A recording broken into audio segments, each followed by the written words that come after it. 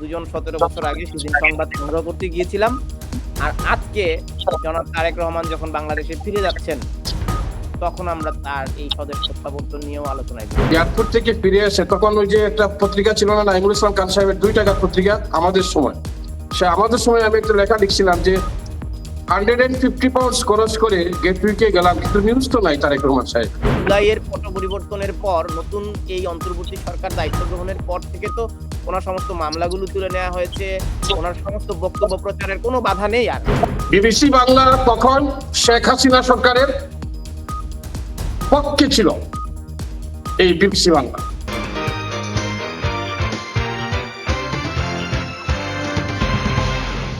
লন্ডনে থেকে তিনি বাংলাদেশে যাচ্ছেন, কিন্তু লন্ডনে আসার সময় সেই ছবিটি আমরা দেখতে চাই।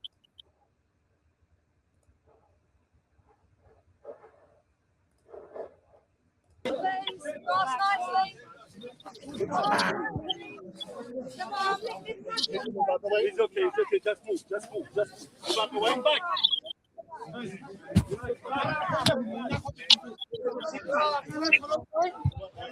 Come on.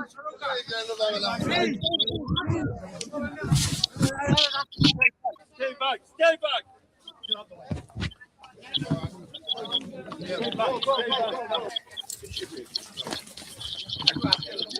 We're coming back. Slowly. Go. Stay outside, guys. No, let's stay away. Let's stay away. Stay back. Stay back. Stay back. Stay back.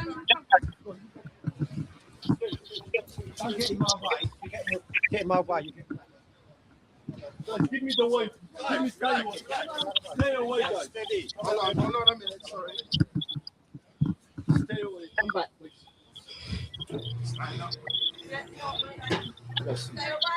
Guys, stay back. Stay back.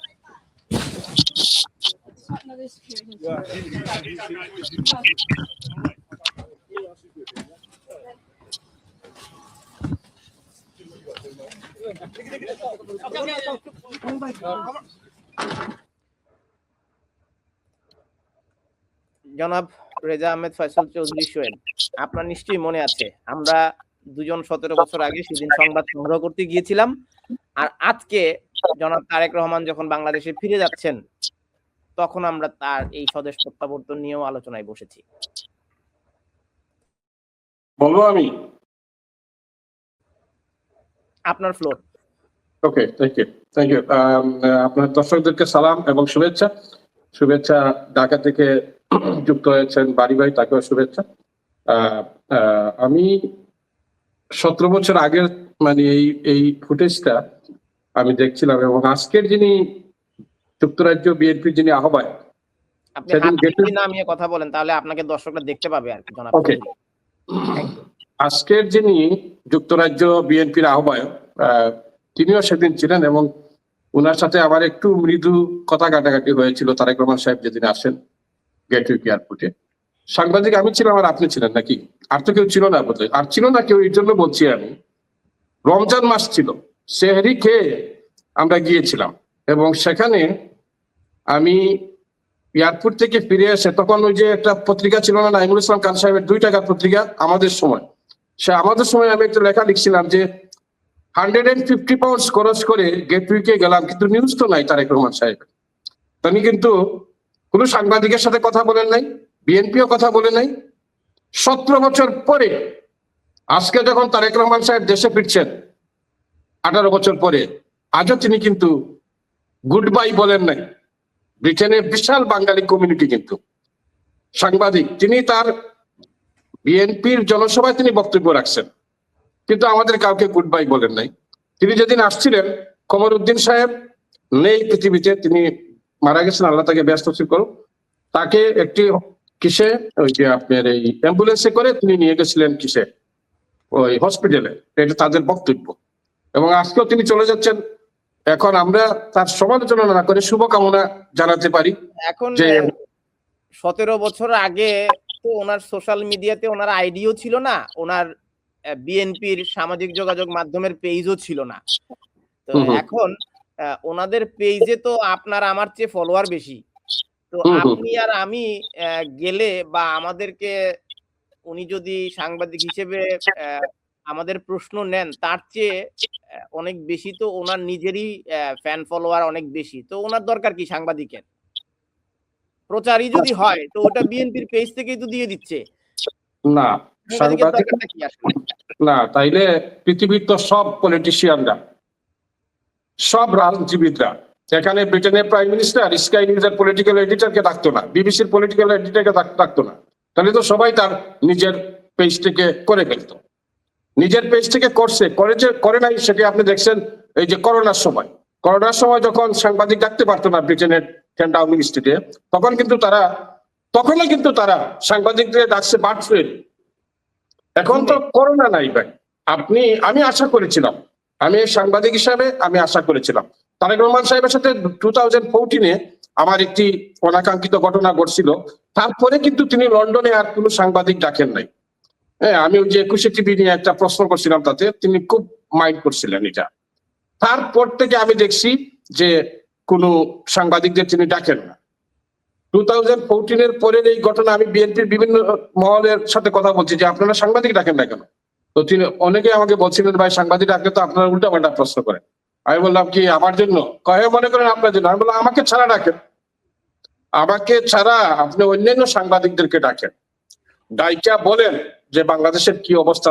তো ওইটা আপনি উনি যে সময়ে ছিলেন এখানে বাংলাদেশে জনাব তারেক রহমানের সংবাদ প্রকাশ করা যেত না, এবং নিষেধাজ্ঞা ছিল হাইকোর্টের যে তারেক রহমানের বক্তব্য প্রচার করা যেত না। কিন্তু অন্তর্বর্তী সরকার দায়িত্ব গ্রহণের পর 2 বছর হলো, তখন তো ওনার বক্তব্য প্রচারের কোনো বিধিনিষেধ ছিল না। অর্থাৎ 5ই আগস্ট অর্থাৎ জুলাইয়ের পট পরিবর্তনের পর নতুন এই অন্তর্বর্তী সরকার দায়িত্ব গ্রহণের পর থেকে তো ওনার সমস্ত মামলাগুলো তুলে নেওয়া হয়েছে, ওনার সমস্ত বক্তব্য প্রচারের কোনো বাধা নেই আর। তো তারপরও উনি গণমাধ্যমের সাথে সরাসরি শুধুমাত্র বিবিসি বাংলাকে তিনি একটি সাক্ষাৎকার দিয়েছেন লন্ডনে। এর বাইরে, অর্থাৎ বাংলাদেশের, এটি অনলাইনে হয়েছে, এর বাইরে তিনি ব্রিটেনের কোনো গণমাধ্যমকে বা বাংলাদেশের কোনো বাংলাদেশি বংশোদ্ভূত কোনো সাংবাদিককে তিনি সাক্ষাৎকার দেননি। এর পেছনের কি কারণ হতে পারে জনাব চৌধুরী? আপনি আমাকে দিয়া, বাড়ি ভাই হয়তো আমাকে চিনে না, কিন্তু আমাকে দিয়ে আপনি বলায় ভাই, আর আমি মাপ চাইবো সারা জীবন, বুঝছেন? আমি কি থেকে কি বলবো ভাই। দেশে যাইতে পারি না, শেখ হাসিনার সময় 1 নম্বর রাষ্ট্রদ্রোহী ঘোষণা করছে। তারেক রহমান সাহেবের যখন বাংলাদেশে তিনি ব্যান ছিলেন মিডিয়ায়, তখন তো চ্যানেল আই ইউরোপ আমি চালাইতাম। তো আমার এখানে উনার বার্থডে সেলিব্রেট করছিল, টক শো করছিল। কিন্তু তৎকালীন সময়ে আপনার ওই যে ব্রিগেডিয়ার আমিন, পরবর্তীতে মেজর জেনারেল, যে সাবেক উপমন্ত্রী কি নাম, শামীম, এনামুলক শামীমের ভাই এখানে ছিল আপনার হাই কমিশনে কি মিলিটারি অ্যাটাচি। সে রিপোর্ট পাঠাইছিল যে তারেক রহমান সাহেবের বার্থডে সেলিব্রেট করা হচ্ছে কেক কেটে। এটা নোটোরিয়াসলি ইনঅ্যাকুরেট ইনফরমেশন ছিল। কিন্তু তখন তো আমরাই কাভারেজ দিছি, তখন তো বিবিসি কাভারেজ দেয় নাই, বিবিসি বাংলা কাভারেজ দেয় নাই বিএনপিকে। বিবিসি বাংলা তখন শেখ হাসিনা সরকারের পক্ষে ছিল এই বিবিসি বাংলা। তো আজকে যদি তারেক রহমান সাহেব বিবিসি বাংলা, আমি জানি না, আমি ওইটা দেখিও নাই, বিবিসি বাংলাকে দেন, কি করবেন? আপনার তো কিছু বলার নাই, আমাদের কিছু করারও নাই। এই বিবিসি বাংলা শেখ হাসিনার সময়ে কি করছে আমরা জানি না? আমাদেরকে তো সাংবাদিকতা শিখায় লাভ নাই, বয়স 60 হয়ে যাচ্ছে, 58। তো আমাদেরকে সাংবাদিকতা বিবিসি কি করছে আমরা দেখছি, অন্যান্য পত্র পত্রিকা আমরা দেখছি। আমি একটু শেখ তানভীর বিনতে হামিম আপনার কাছে একটু যেতে চাই। এই যে যাদের যে গণমাধ্যম কর্মীরা বলেন বা বিলেতের যারা এখানে আছেন, শুধুই কি রাজনৈতিক ব্যক্তিত্ব রাই কি? তিনি তো ভবিষ্যৎ প্রধানমন্ত্রী, তো তিনি তো যাদের সাথে সুখে দুঃখে এখানে ছিলেন, তাদেরকে সুধী সমাজের প্রতিনিধিরা আছেন, শিক্ষক আছেন, বুদ্ধিজীবীরা আছেন, সাংবাদিক আছেন, ব্রিটিশ বাংলাদেশি কমিউনিটির বিশিষ্ট জনরা রয়েছেন, এখানে বাংলাদেশ ক্যাটারার্স অ্যাসোসিয়েশনের মতো একটা বড় সংগঠন আছে, চেম্বার আছে। বিভিন্ন সময়ে তো ব্রিটিশ বাংলাদেশি কমিউনিটির ডায়াসপোরা কমিউনিটি, উনি কাউকে কিছু বললেন না, উনি চলে গেলেন বাংলাদেশে। তো আপনি প্রবাসীদের কি 2 পয়সার কোনো দাম নাই? আসলে দেখুন তানভীর ভাই, আপনি আপনার যেই আবেগ থেকে বা যে জায়গা থেকে প্রশ্ন করছেন, এই ধরনের প্রশ্ন বা এক ধরনের খারাপ লাগা আপনাদের কাজ করাটাই স্বাভাবিক। কেননা গত ১৭ বছর আপনারা দীর্ঘ ১৭ বছর উনি যখন দেশের বাইরে থেকেছেন, আপনারা বিভিন্নভাবে যখন বিভিন্ন মিডিয়ায় কভারেজ করা হতো না তারেক রহমান সাহেবের বক্তব্য, আপনারা কিন্তু বিভিন্নভাবে সেখানে সাংবাদিকরা আমাদেরকে সহযোগিতা করেছেন। সুতরাং আপনাদের এই ধরনের প্রশ্ন করাটাই স্বাভাবিক। কিন্তু দেখুন, আপনি নিজেই বললেন যে ব্রিটিশ কমিউনিটিতে অনেক ধরনের আপনার বিভিন্ন সংগঠন রয়েছে। তা আমার মনে হয় যে এরকম সংগঠনগুলোর সাথে যদি আলাদা করে বসতে হতো, তাহলে আরো ৬ মাস সময় হয়ে যেত। আপনারা না, আলাদা, না, না, আলাদা না, মিটিং প্রত্যেকের করতেন। প্রতিনিধিদেরকে কিন্তু নিয়ে কিন্তু কিন্তু লেট মি তিনি কিন্তু ফিনিশ। উনি কিন্তু জি, সকল প্রতিনিধিদেরকে নিয়ে, উনি যখন এক্সাইল ছিলেন, উনি প্রত্যেক প্রতিনিধিদেরকে নিয়ে এখানে বক্তৃতা দেওয়াইছেন। আই ওয়াজ আচ্ছা, দেয়ার। আচ্ছা। উনি আপনি দেখুন উনি ক্যাটারার্স অ্যাসোসিয়েশনের নেতাদেরকে নিয়ে বক্তৃতা দিয়েছেন। চেম্বারের ব্যবসায়ী নেতাদেরকে বক্তৃতা দিতে দিয়েছেন। সেখানে সাংবাদিকরাও গিয়েছিল। কিন্তু যখনই আপনার মনে হচ্ছে আপনি সরকার গঠন করে ফেলবেন, আপনি প্রধানমন্ত্রী হয়ে যাচ্ছেন, এরকম একটা, আপনি চলে গেলে কাকে শোনাবো এই কথা? আপনার ফোন চলে এসেছে। তো যখনই আপনার কাছে মনে হচ্ছে জনাব চৌধুরী, আপনার কাছে কি মনে হয় যে যখনই তারেক রহমান সাহেবের একটা রাষ্ট্র ক্ষমতায় যাওয়ার, সরকার গঠন করার সম্ভাবনা হলো, তখন আর কাউকে পাত্তা দিচ্ছি না, তখন আর আমার জবাবদিহিতার প্রয়োজন নাই? মানে রাজনীতিবিদরা যখনই বিপদে থাকেন, তখন সাংবাদিক দরকার, কমিউনিটির মানুষ দরকার, প্রবাসী দরকার, ব্যবসায়ী দরকার, সবাইকে দরকার।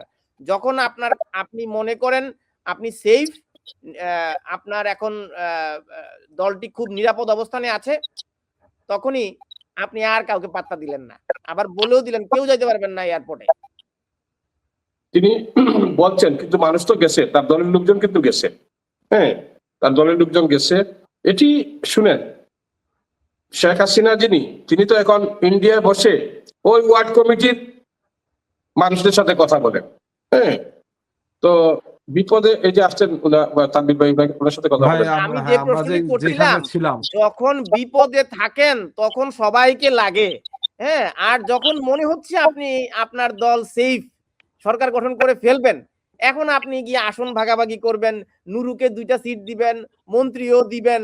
হ্যাঁ, এখন কাকে কি দিবেন আপনি নেগোসিয়েশন নিয়ে বিজি। আর যারা আপনার আশেপাশে 17 বছর আপনাকে এখানে আগলে রাখলো, তারা কেউ না। তারা তো অবশ্যই কেউ। আপনি দেখুন যে আপনার বিএনপি কিভাবে নেগোসিয়েশন করবে, সিট নেগোসিয়েশন বা বিএনপি যেটাই করার চেষ্টা করছে না কেন, এটা বাংলাদেশের কল্যাণের জন্য। এবং জাতি হিসেবে আমরা যখন কল্যাণের মুখোমুখি হব, তখন কিন্তু আল্টিমেটলি আপনারা যারা প্রবাসী বাংলাদেশী আছেন, তখন কিন্তু আপনারা এই সুযোগ সুবিধা ভোগ করবেন। সুতরাং আমার মনে হয় যে আপনাদের বাইরে রেখে এক্সক্লুড করে কোনো কিছু করার চিন্তা ভাবনা তার নেই। বরং একটি বাংলাদেশে তো আপনারা দেখছেন যে একটি ট্রানজিশনাল টাইম চলছে। এই সময়তে আমার মনে হয় যে আগামী রাজনীতি কিভাবে পুনর্গঠন করা যায়, আমরা কি ধরনের রাজনীতি দেখতে চাচ্ছি, এবং তারেক রহমান কিভাবে বাংলাদেশের মানুষের যে আশা-আকাঙ্ক্ষা সেটি পূরণে সক্ষমতার পরিচয় দিবেন। আমার মনে হয় যে আপনারা এইটা নিয়ে আমরা আজকে আলোচনা করতে পারি।